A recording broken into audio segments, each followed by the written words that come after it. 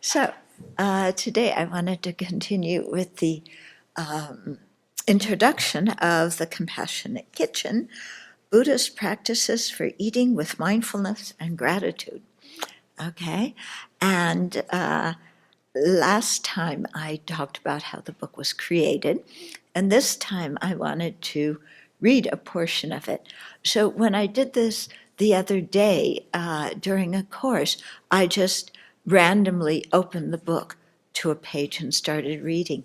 But it was such a good random page opener that I marked it so that I can randomly open it again and read you the same passage. Okay, so this is in the chapter called After Dinner Mince.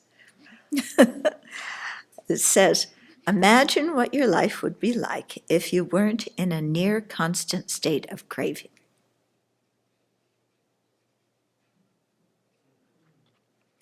What would it be like to feel completely content and satisfied in this very moment and every moment that followed?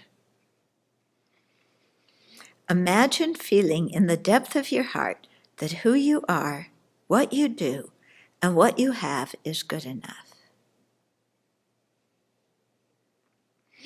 Imagine totally accepting yourself and others for who you are at this very moment.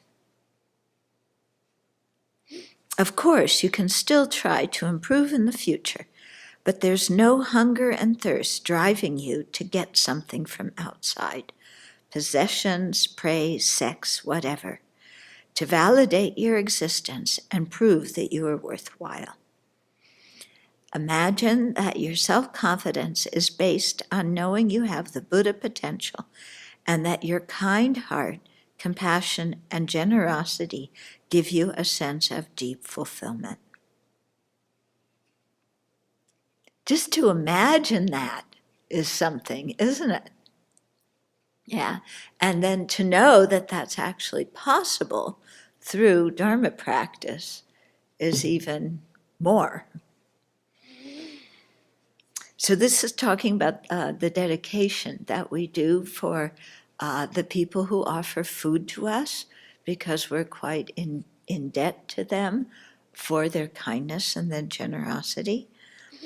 So it continues, in short, we dedicate so that our benefactors will be free from physical hunger and thirst, and that the mental and emotional hunger and thirst of craving will be satisfied.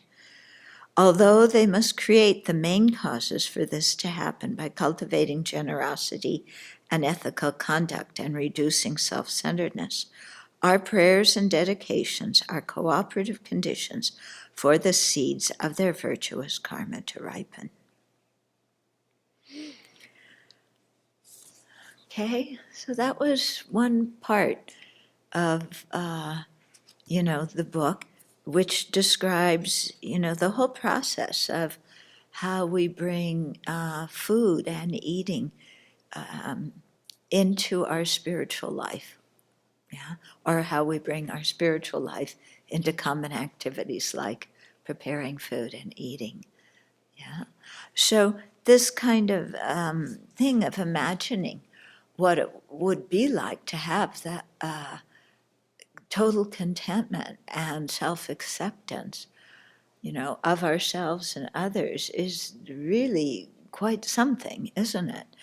And then to get that sense in ourselves that it's possible. And then when we do the dedication prayers for all the people who offer us food, to dedicate that they may have that as well.